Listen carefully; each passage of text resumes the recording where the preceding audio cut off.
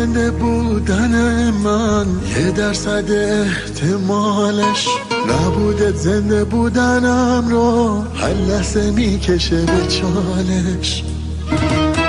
با دیدنم دیگه دلت عوض نمیشه حالش. نبودم برات مهم نیست، نه یه روز و نه یه سالش. زندگی من بود ولی برخلاف حدسیاتم رفت و چیزی باقی نذاشتش از علائم حیاتم.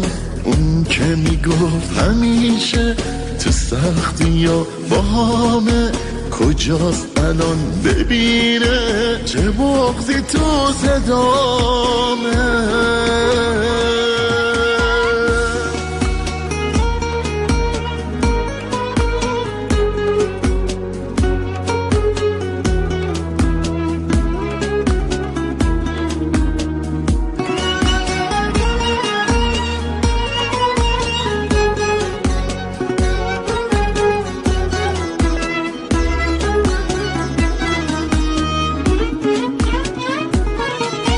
داره میگذره با فکرش همه شبانه روزم.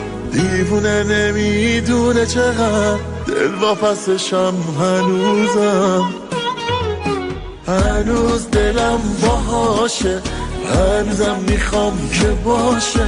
نمیگه پشیمونه ولی میدونم که از خداشه. زندگی من بود ولی برخلاف حدسیاتم رفت و چیزی باقی نذاشتش از علائم حیاتم. اون که میگفت همیشه تو سختی یا با همه کجاست الان؟ ببینه چه بغضی تو صدامه.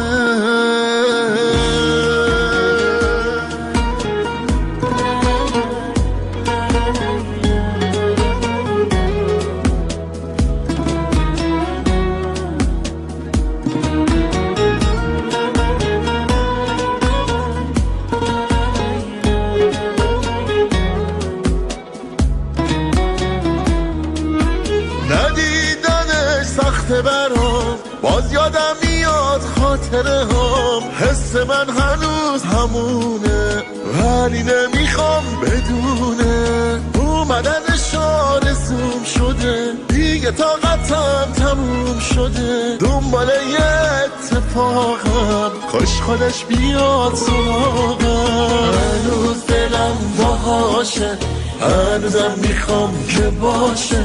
نمیگه پشیمونه ولی میدونم که از خداشه.